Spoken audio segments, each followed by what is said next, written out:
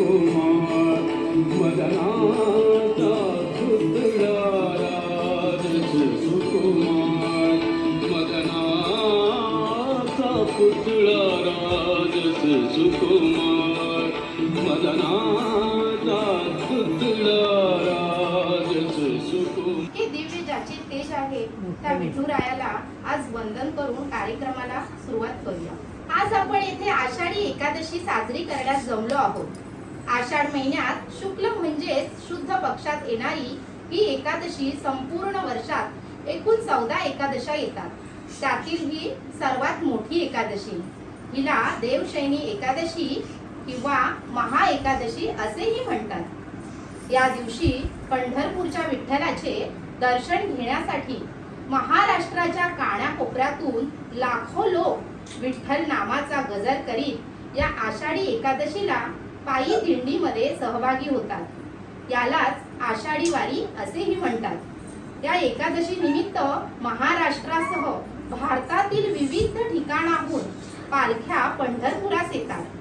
जसे की पैठणहून एकनाथांची, देहूहून जगद्गुरु संत तुकाराम महाराज यांची, त्र्यंबकेश्वरहून निवृत्तीनाथांची, आळंदीहून कैवल्याचे स्वामी श्री ज्ञानेश्वर माऊली आणि शेगावहून गजानन महाराजांची, तर उत्तर भारतातून कबीरांची पालखी येते.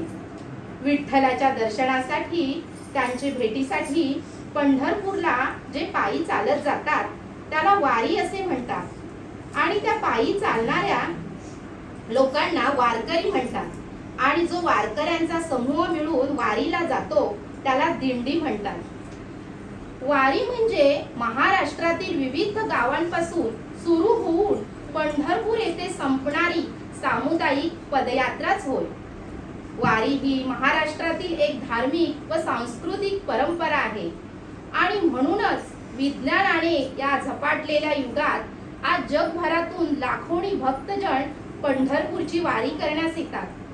परंतु ते नुसते पायी चालणे नसते, त्यासाठी अंतःकरणापासून विठ्ठल दर्शनाची ओढ असावी लागते. श्रद्धा भक्ती सारे एकवटून विठ्ठलाच्या चरणी लीन होण्याची मानसिकता लागते. असे हे वारकरी म्हणजे तरी काय आणि कोण ते पाहूया. वैष्णव म्हणजे विष्णूचे भक्त किंवा विष्णूची उपासना करणारे. वैष्णव धर्म हा हिंदू धर्मातील एक प्रमुख पंथ आहे, ज्यामध्ये विष्णू हा सर्वोच्च देव मानला जातो. आणि विठ्ठल म्हणजे कोण तर विष्णूचेच अवतार. तर मंडळी, असे जे वैष्णव म्हणजेच विष्णूचे भक्त हे जेव्हा पंढरपुरी विष्णू अवतारातील विठ्ठलास भक्तिभावाने भेटण्यास निघतात, तेव्हा त्या विठ्ठलाच्या संगतीने, त्या वैष्णवाच्या संगतीने ते कुठल्याही भौतिक सुखाची अपेक्षा न करता, दुःख आणि मरण याची काळजी न करता ते पांडुरंगाच्या किंवा विठ्ठलाच्या भेटीसाठी आतुर झाले आहे. झेंडे मिरवत, टाळ मृदुंगाच्या गजरात पायवाट करत, कसल्याही सुखाची अपेक्षा न करता विठुरायाच्या भक्तीत लीन होतात. तेच खरे वारकरी. काम, क्रोध, मोह, मेघ, मद आणि मत्सर हे सगळ्या या षड्रिपूंवर जो वार करतो आणि विठ्ठलाच्या चरणीस स्वतः अर्पण होतो, तोच वारकरी. विठ्ठल विठ्ठल विठ्ठल विठ्ठल. ज्ञानेश्वर माऊली ज्ञानराजा माऊली, ज्ञानेश्वर माऊली ज्ञानराजा माऊली. मग आषाढी एकादशीलाच का जातात? तर मंडळी, याबाबत पुराणात एक कथा सांगितली आहे. कुंभदैत्याचा पुत्र मृदुमान्य याने घोर तप करून शंकराला प्रसन्न करून घेतले. भोळ्या शंकराने त्याची तपश्चर्या पाहून त्याला अमरत्वाचा वर दिला. परंतु एका स्त्रीच्या हातून तुला मरण घडेल असेही शंकराने त्याला सांगितले. अमरत्वाच्या वराने उन्मत्त झालेल्या त्या मृदुमान्य दैत्याने सर्व संहार करण्याचे योजिले. ऋषी मुनी मानव यांचा संहार करत करीत आता तो देवांकडे वळणार याची सर्व देवांना खात्री झाल्यावर सर्व देव शंकराकडे आले परंतु आता मी काहीच करू शकणार नाही असे शंकर भगवानाने सांगितल्यावर ते सर्व देव त्या दैत्याच्या भीतीने एका गुहेत जाऊन लपले. तो दिवस होता आषाढ शुक्ल एकादशी. बाहेर जोराचा पाऊस कोसळत असल्यामुळे गुहेतून जे काही पाणी झिरपत होते त्यामुळे सर्व देवांचे स्नानच झाले आणि दिवसभर लपून राहिल्याने उपासही घडला. परंतु दिवसभर त्या गुहेत एकत्र राहिल्याने त्यांच्या श्वासोच्छ्वासातून एक शक्ती निर्माण झाली. स्त्री रूपातील त्या शक्तीने देवांना मारण्यात आलेल्या त्या मृदुमान्य राक्षसास ठार केले. ती स्त्री शक्ती म्हणजेच ही एकादशी. त्यामुळेच या दिवशी सर्व देवांचे तेज एकवटलेले असते, म्हणून ही आषाढी एकादशी करावयाची असते. या दिवसापासूनच चातुर्मास सुरू होतो. भगवान विष्णू हे क्षीरसागरात शेष नागावर निद्रिस्त होतात. ते कार्तिकी एकादशीला यातून बाहेर येतात. एकादशी ज्ञानदेव, तुकाराम इत्यादीच्या पालख्या का जातात? तर मंडळी, ही सर्व संत मंडळी त्या विष्णुरूपी विठ्ठलाचे प्राणप्रिय भक्त होते. या सर्व संतांनी जणू काही समाजाच्या उद्धारासाठी जो परमार्थ केला त्यामागे त्यांचा खूप मोठा त्याग होता आणि म्हणूनच ते संत झाले.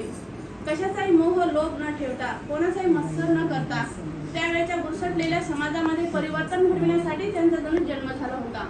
आणि हे परिवर्तन होणे आवश्यक असल्याने विष्णूच्या लक्षात आल्यावरच त्याने विठ्ठलाच्या रूपात येऊन या संतांना जणू काही ती ताकद दिली.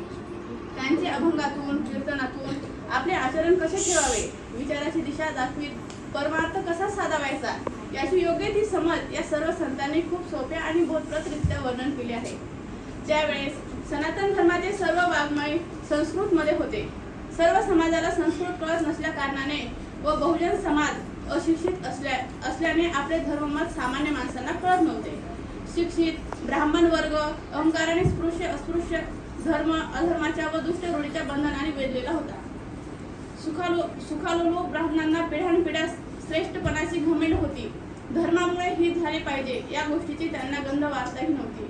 असल्या बुरसटलेल्या रूढीच्या परंपरेखाली बहुजन समाज चिरडला जात होता आणि त्याच बुरसटलेल्या विचारांनी ब्राह्मण आपले श्रेष्ठत्व सिद्ध करीत होते. धर्माची ही विस्कटलेली घडी पुन्हा नीट बसविण्यासाठी भगवंताला या पृथ्वी तलावर येणे भागच होते. कारण गीतेमध्ये सांगितले आहे, यदा यदा हि धर्मस्य ग्लानिर्भवति भारत अभ्युत्थान धर्मस्य तदात्मानं सृजाम्यहम्. धर्म संस्थापनेचे नर हे तो ईश्वरी अवतार मागे झाले पुढे होतील देणे ईश्वराचे. ऐश्वर्य अर्थात ज्या ज्या वेळी धर्माची ग्लानी होते व अधर्म फोफावू लागतो त्यावेळी धर्माचे उत्थापनासही भगवंतालाच यावे लागते. काळाच्या ओघामध्ये धर्म काय आणि अधर्म काय हे समजण्याची होते, पण महामोहाने ग्रासते. सामान्य माणूस काहीच करू शकत नाही, म्हणून भगवंताला पृथ्वीवर अवतार घ्यावा लागतो. धर्माची घडी पुन्हा नीट बसविण्यासाठी भगवंताला योग्य भूमी तय करावी लागते. ते काम महाविष्णूने केले आणि नंतरच ज्ञानेश्वराच्या रूपात ते अवतरले. श्रीमद भगवद्गीता हे एक अलौकिक काव्य आहे, पण ते सर्व संस्कृतमध्ये आहे. गीतेत सांगितलेले धर्म काय आहे हे सामान्य जनापर्यंत पोहोचण्यासाठी ज्ञानेश्वरांनी संस्कृतमध्ये असलेल्या त्या गीतेवर जो महान टीकाग्रंथ मराठीत सांगितला व लिहिला तीच ज्ञानेश्वरी होय. हा ग्रंथ पूर्ण झाल्यावर ज्ञानदेवांनी जीव जगत आणि जगदीश्वर त्याचा परस्पर संबंध दाखविणारा अमृतानुभव या नावाचा ग्रंथ लिहिला.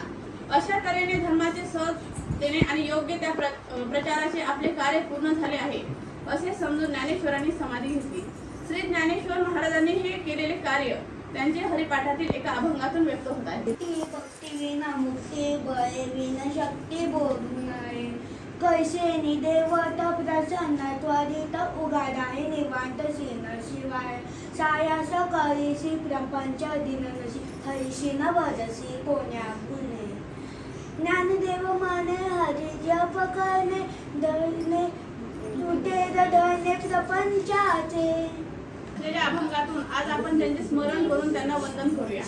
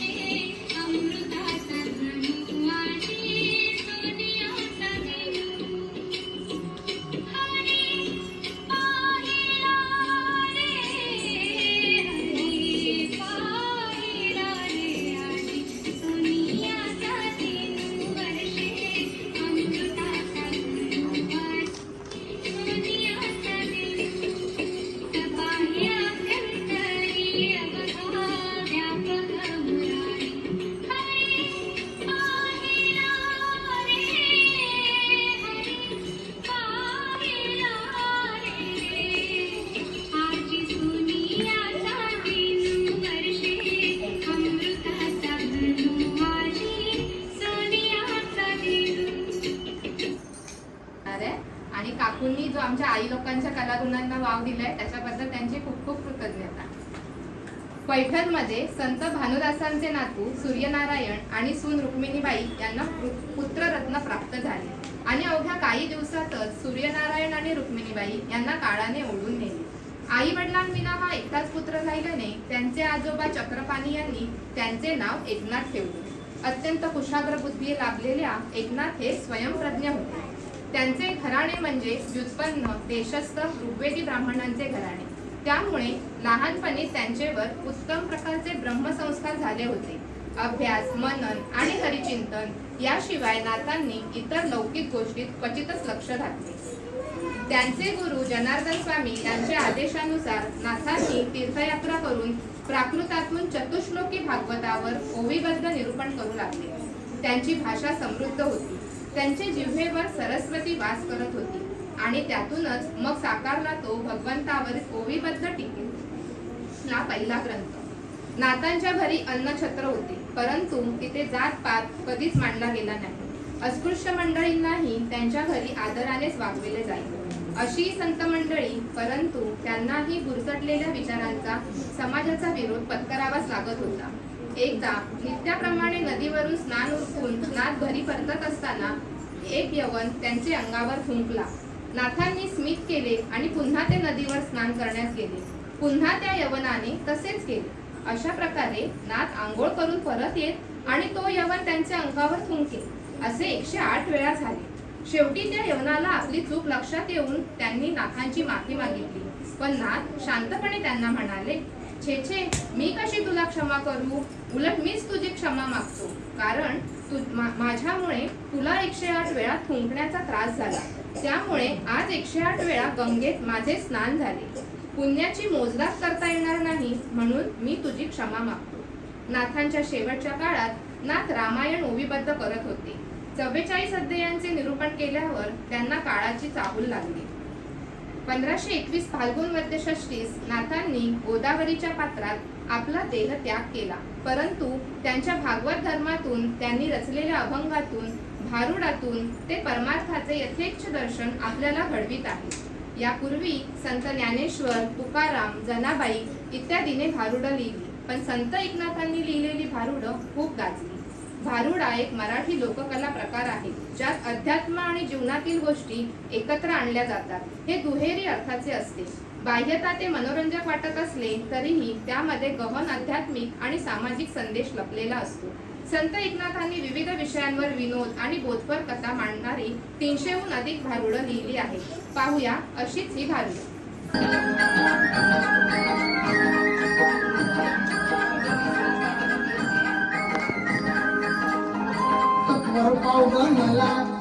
सत्वर पाव ग मला भवानी आहे धोडगा वाहिन तुला.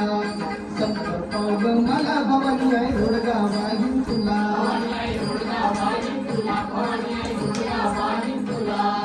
सत्वर पाव ग मला भवानी आहे धोडगा वाहिन तुला.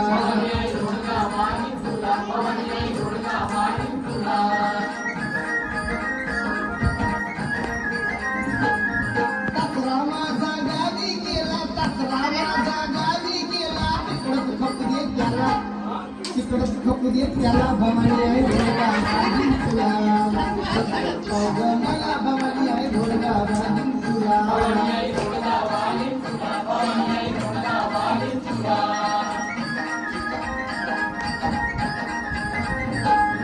सासू माझी जाच करते, सासू माझी जाच करते. लवकर निघ तिला, लवकर निघ तिला भवानी आहे धोडगा वाहिन तुला. मला भवानी आहे धोडगा वाहिन तुला.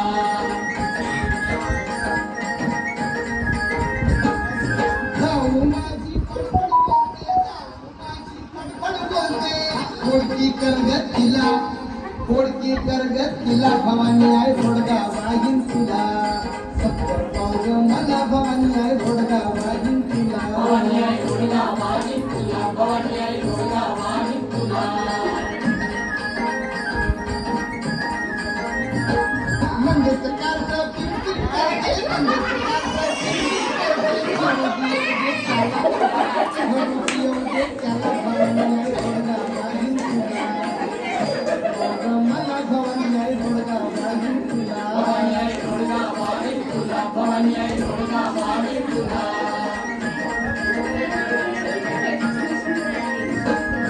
एका जनार्दनी सगळेच जाऊ दे, एका जनार्दनी सगळेच जाऊ दे. एकटीच राहू दे मला, एकटीच राहू दे मला भवानी आहे धोडगा वाहिन तुला.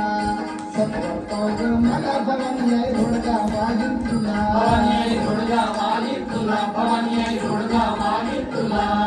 सत्तर पाव मला भवानी आहे धोडगा वाहिन तुला.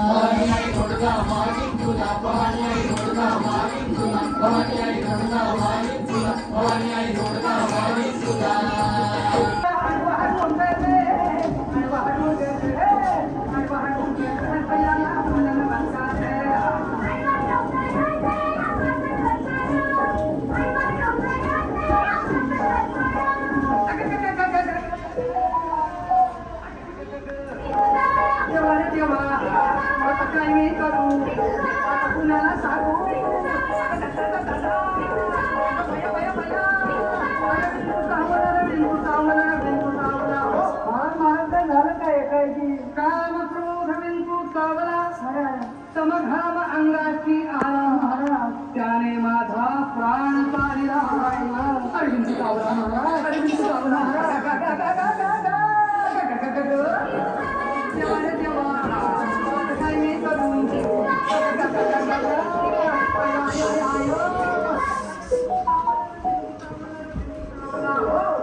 मनुष्य इंद्रियाची दारुण हा म्हणजे अति दारुण दारूचा आणि इंद्रियाचा काही संबंध आहे दारुण म्हणजे भयंकर हा भयंकर म्हणजे तो अभ्यंकर का अभ्यंकरचाही संबंध नाही अभ्यंकर नव्हे भयंकर म्हणजे अति भयंकर म्हणजे खूप भयंकर आणि खूप भयंकर म्हणजे मांडाळ भयंकर आणि मांडाळ भयंकर म्हणजे तुझा दात पाहिल्यावर जेवढा त्रास होईल तेवढं भयंकर मनुष्य इंद्रियाची दारुण मतदांगा मारिला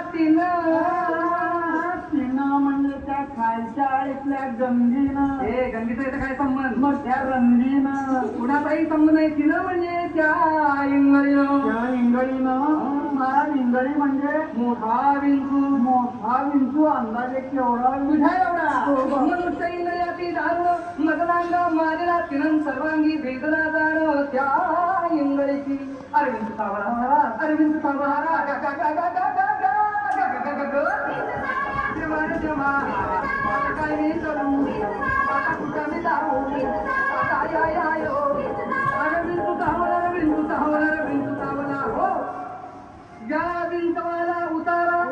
गंगा दोरा दुपारची आरती पंचायती वाजंत्री संत्री मंत्री उतारा चालत नाही मग एक गरम गरम पावशेर दूध असलाही उतारा चालत नाही या विंचवाला उतारा तमोगुण मागे सारा तंबाखू पुन्हा खायचं माझं सारा हे तंबाखू तुला काय काम येतं तमोगुण म्हणजे काय तमोगुण म्हणजे गर्भाला जर छातीचा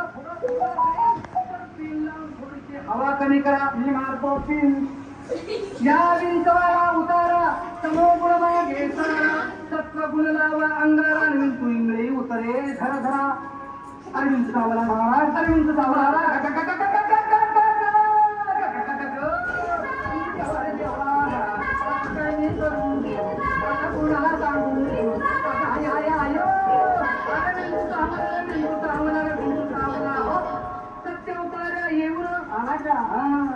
सत्यवतार्या येऊन अवघा तारीला तमोगुण बरं झालं किंचित राहिले पुण अजून राहिले शांत केली जनार्दने पुंडरी कवरदा श्री ज्ञानदेव पंढरीनाथ महाराज की जय. आज आषाढी एकादशी काकींनी मला जी संधी दिली इथे येऊन बोलायची तर त्यासाठी माझं एक छोटीशी एक सादरीकरण आहे. सर सगळ्यात पहिलं श्री स्वामी समर्थ.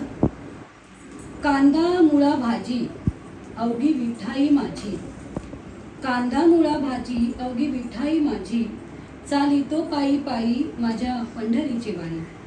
तुझ्या भेटीसाठी जीव झाला कासा विस तुझ्या भेटीसाठी जीव झाला कासा विस माझ्या माऊलीच्या धारी लोटंग गण माझे तुझ्या चरणाशी.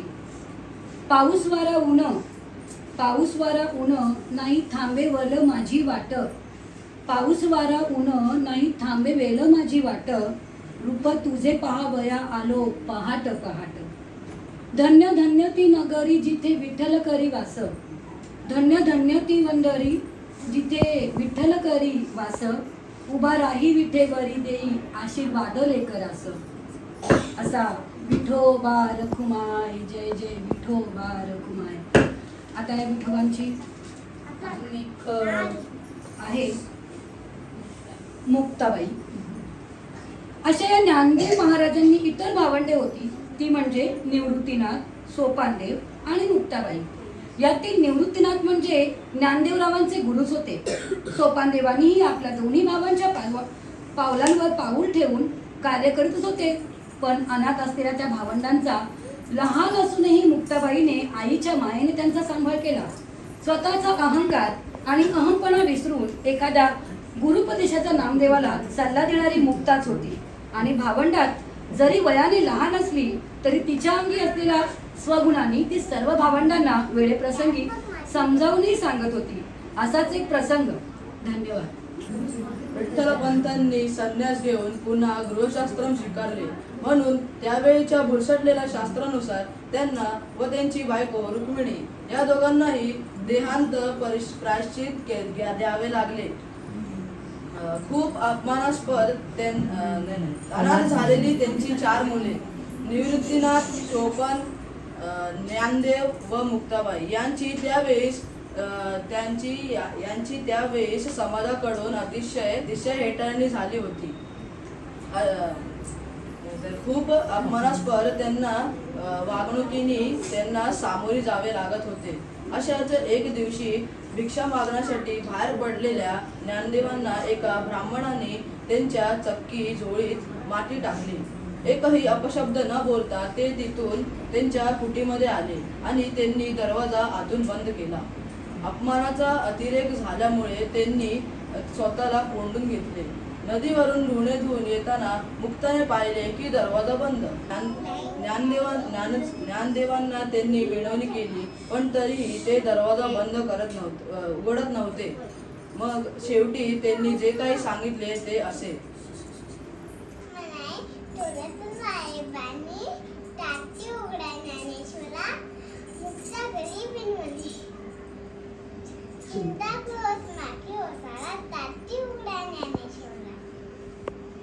दोघांमुळे बोलू द्यावे, नाम नाचे लावून घ्यावे, कानी तोने आत करावे, अपशब्दांचा वंश करावे. लोभ किनासा, लाखो किनासा, जन्माचा इच्छुक कोणासा.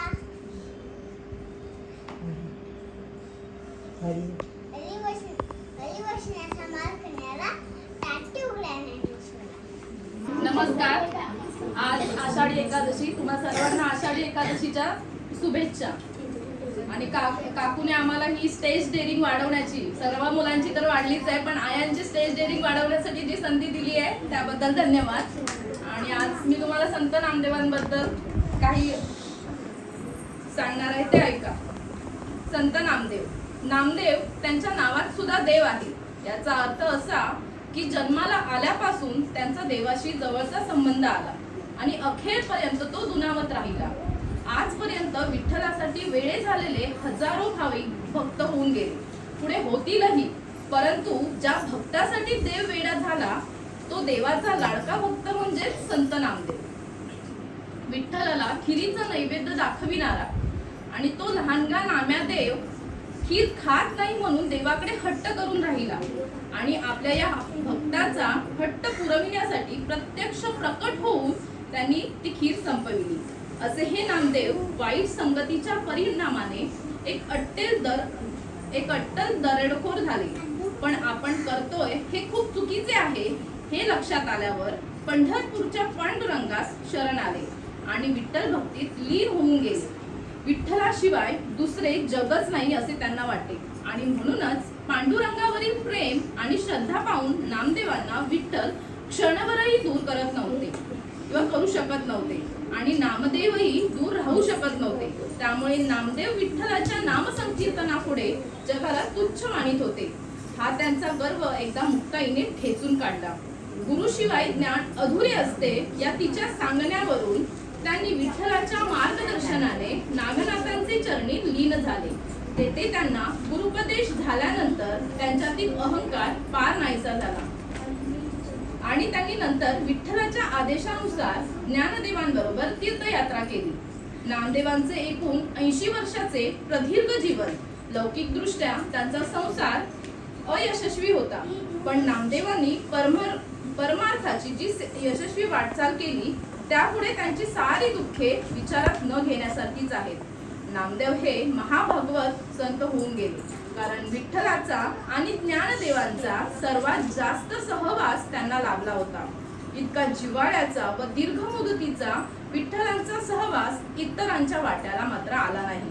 अशा या महान भगवत भक्त नामदेवांनी आषाढ वैद्य त्रयोदशी शके 1272 या दिवशी आपला देह ठेवला. नामदेवांची आठवण व विठ्ठलाचा लाडका परमप्रिय भक्त म्हणून पंढरपूरला विठ्ठलाच्या समोर त्याची समाधी बांधण्यात आली. नामदेवांची पायरी म्हणून आज तिचे दर्शन घडते. अशा या नामदेवांनी रचलेल्या अभंगातील हे अभंग आपण पाहूया आणि ऐकूया. पण आज विठ्ठलासाठी युगे 28 विठेवरी उभा आणि घालील लुटांगण वंदिन चरण हे जे आपण आरत्यांमध्ये म्हणतो तेही नामदेवांचेच देणे आहे. अमृताहुनी गोड नाम तुझे देवा, नाम तुझे देवा. अमृताहुनी गोड नाम तुझे देवा, नाम तुझे देवा. मन माझे केशवा, मन माझे केशवा.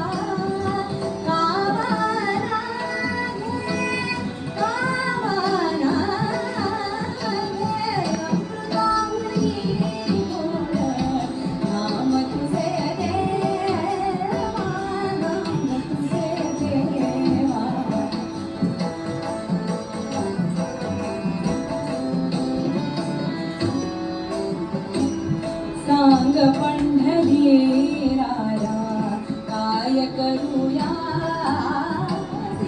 सांग पंढरी राया काय करूया. रूप धारणारी नये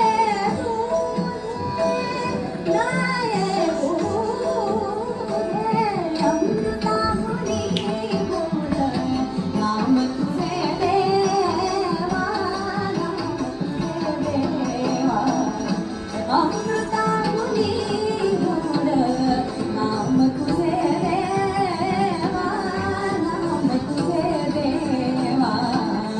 मन माझे केशवा गावाना घे.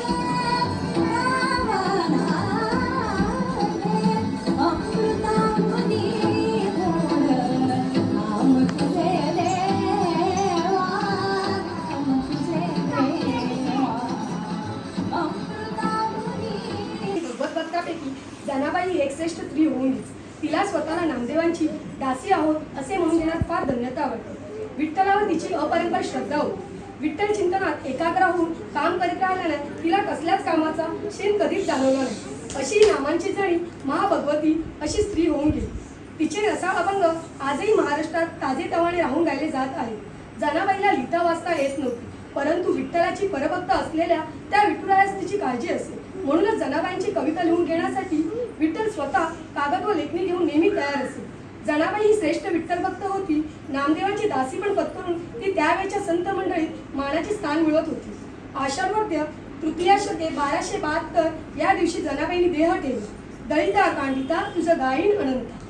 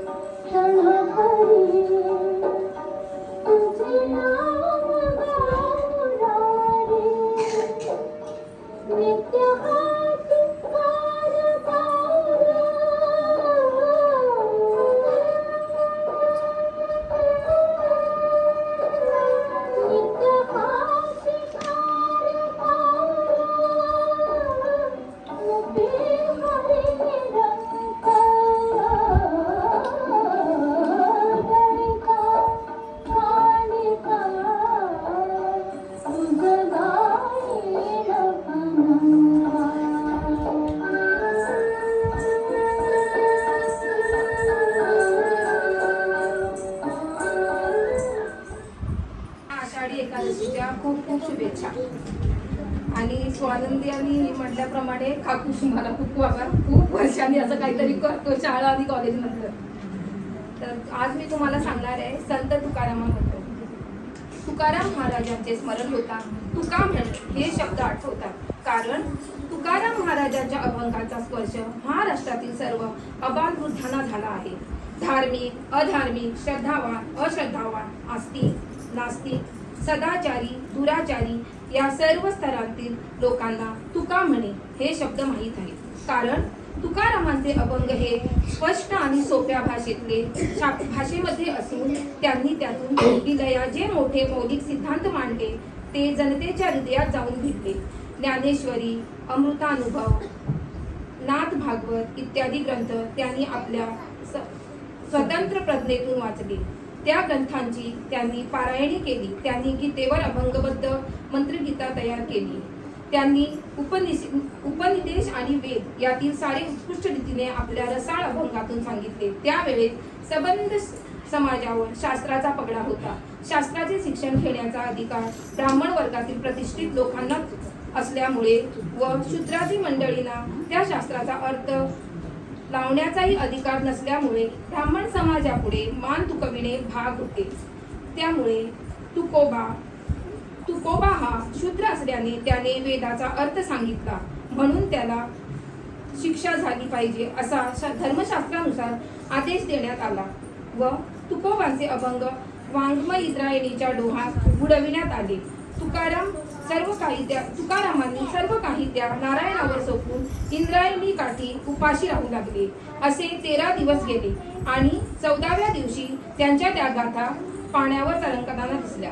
तुकारामांचे साधुत्व साऱ्या महाराष्ट्राला पटले होते. त्यांची कीर्ती त्यावेळेस छत्रपती शिवाजी महाराजांपर्यंत पोहोचली होती आणि महाराज स्वतः तुकोबांच्या दर्शनासाठी आले होते. प्रपंचातील असारत्व पाहून भगवंत प्राप्तीसाठी तुकारामांनी आपले जीवन समर्पित केले होते. अशा वेळेस त्यांची पत्नी जिजाई उर्फ अवली ही प्रतिष्ठित म्हणजे तोऱ्या मुऱ्याने वागणारी असल्याने तिला हे सहन होण्यासारखे नव्हते. तुकारामांच्या कर्तबगारीबद्दल तिला यत्किंचितही संशय नव्हता, परंतु प्रपंचासाठी एखाद्या सामान्य स्त्रीप्रमाणे वेडी होती. परंतु ज्या आध्यात्मिक मार्गामुळे त्यांच्या प्रपंचाची हेळसांड होऊ लागली त्या परमार्थाला ती वेड म्हणू लागली. पण तरीही तिने तुकारामावरील निश्चिंत प्रेमापायी आयुष्यभर संसाराशी झुंजत राहिली आणि तुकाराम महाराजांच्या संसाराचा सारा भार तिच्यावर सोपवून ईश्वर चिंतनात आणि परमार्थात लीन होऊन गेली. आणि एक दिवस त्यांना जाणीव होऊ लागली की आता विठोबा आपल्याला बोलवित आहेत आणि तो आदेश समजून ते सदैव वैकुंठी गेले. परंतु त्यांच्या अभंगातून ते तुका म्हणे सांगत अनादि अनंतापर्यंत राहणार आहेत.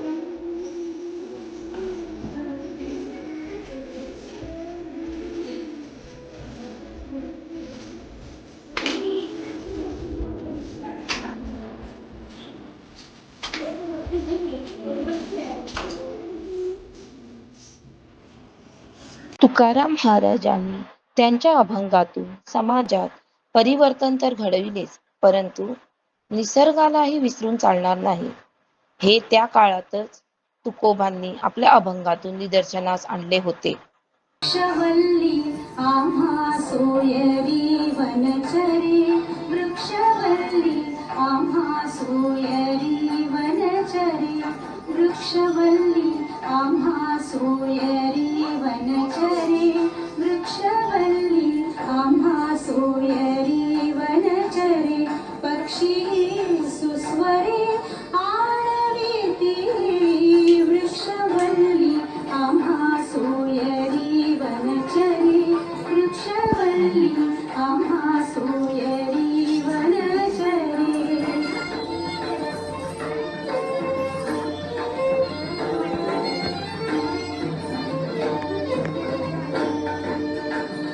येणे सुखे रुचे एकांताचा वास, येणे सुखे रुचे एकांताचा वास, नाही गुण दोष अंगा येत, वृक्षवल्ली आम्हा सोयरी वनचरे, वृक्षवल्ली आम्हा सोयरी वनचरे.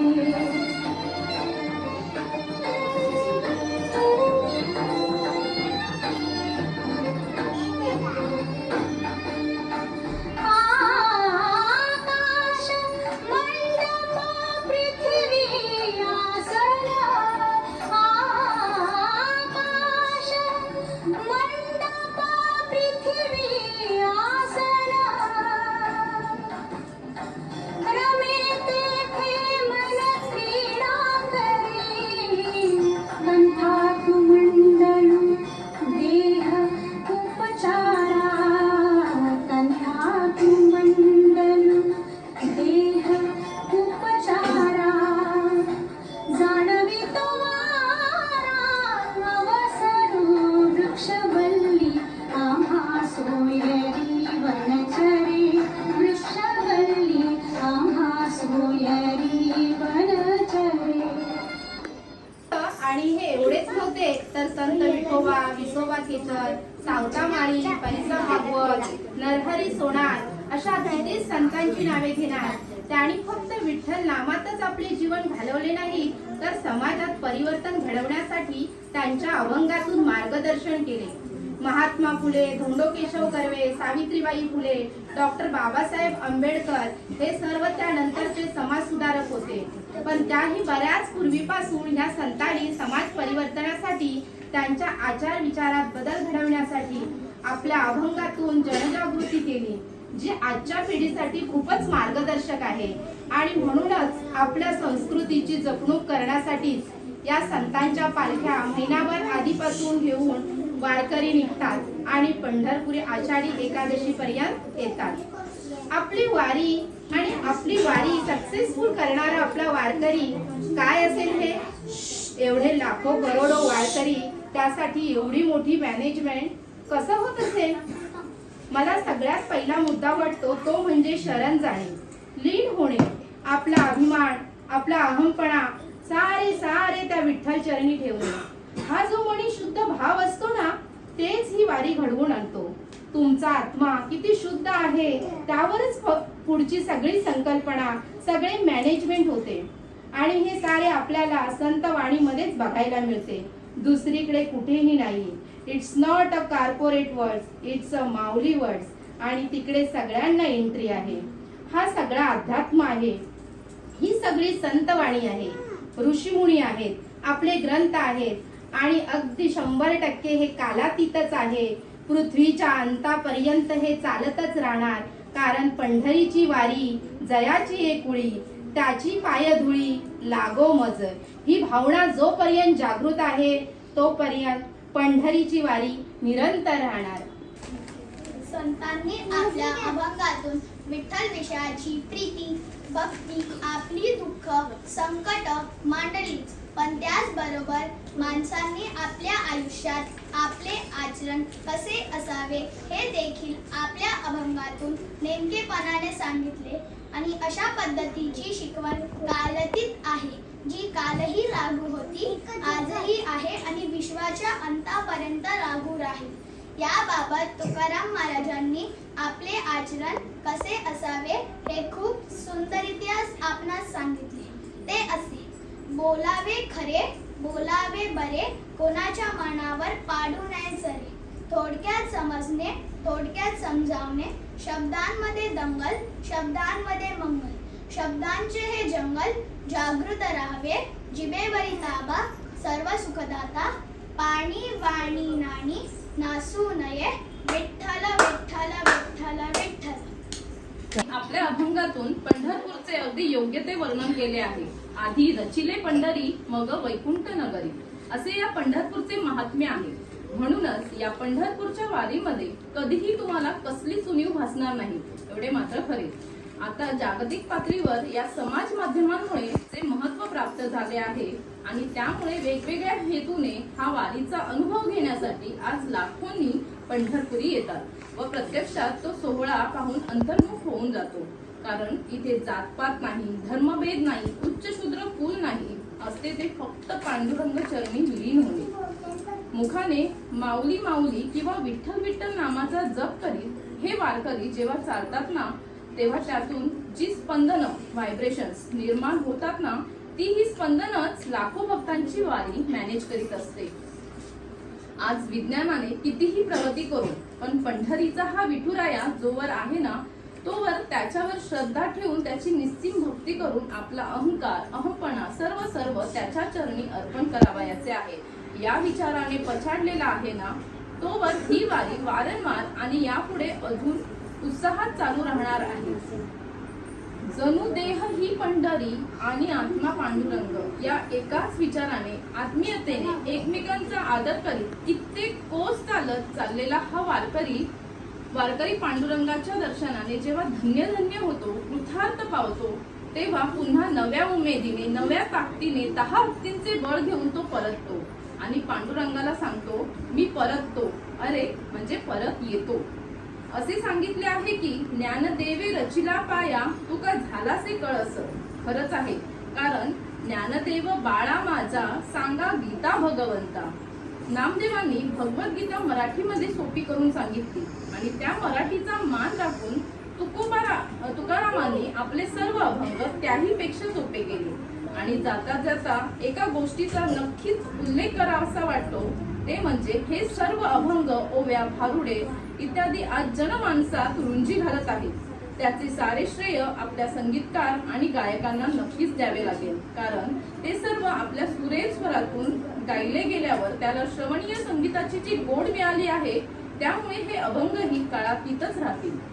लोकांनी आपापल्या अभंगातून विठुरायाचे वर्णन केलेच आहे, पण या सर्वांमुळे प्रेरित होऊन आपल्या महाराष्ट्राचे जे आधुनिक वाल्मिकी म्हणून ओळखले जातात, त्या अष्टपैलू गदिमांनाही या विठ्ठलाचे अगदी यथोचित वर्णन केले आहे. वेदांनाही नाही कळला,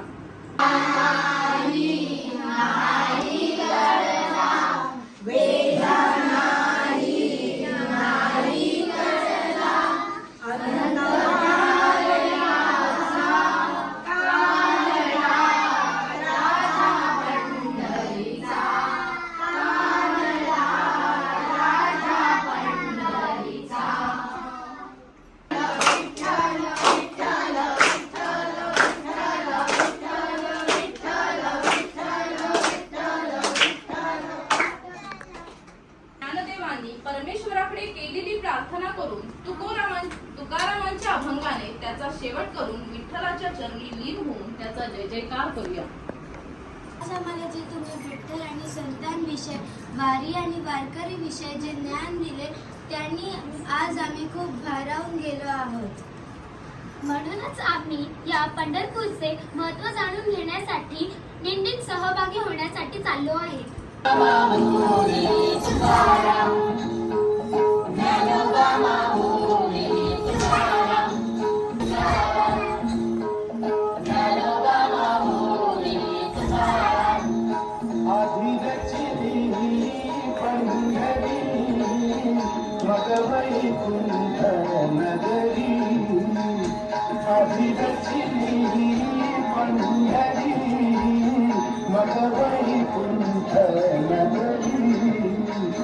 जेव्हा नभते तेव्हा हो ते पंढरपूर आधी लक्ष्मी पंढरी मग वैकुंठ नगरी.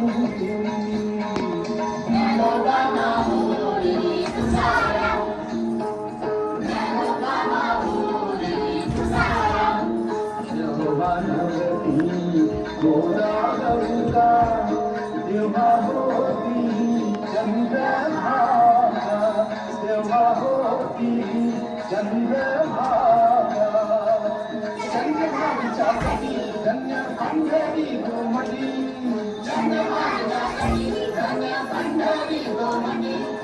पांडुरंग हरी पांडुरंग हरी पांडुरंग हरी पांडुरंग हरी.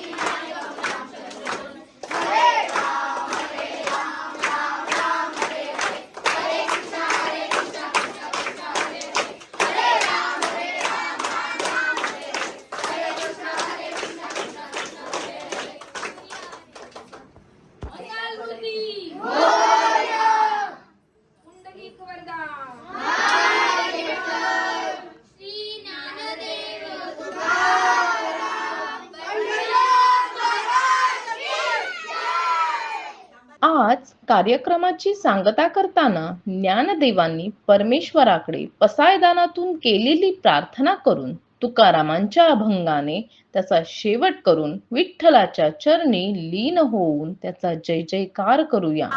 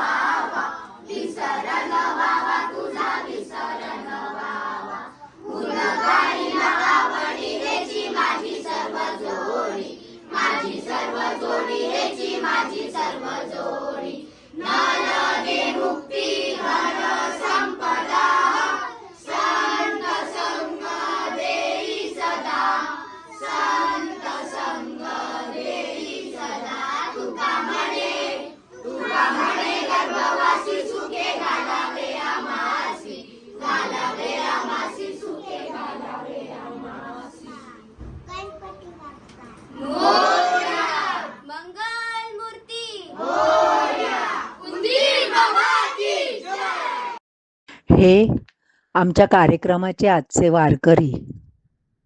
आज आषाढी एकादशी निमित्त आमच्या ह्या ओम प्रार्थना ग्रुपने पंढरपूरच्या विठुरायास व त्यांचे भक्त संतांस मानवंदना देऊन त्यांनी रचिलेल्या अभंगातून जे सादरीकरण केले ते या सर्वांच्या सहकार्यामुळेच शक्य झाले आहे.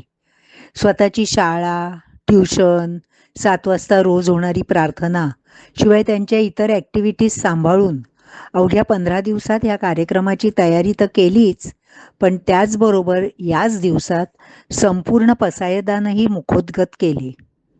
आणि त्याचबरोबर कौतुकास्पद म्हणजे काही मुलांच्या माताही स्वखुशीने आपले गृहकर्तव्य सांभाळून या कार्यक्रमात सहभागी झाल्या होत्या.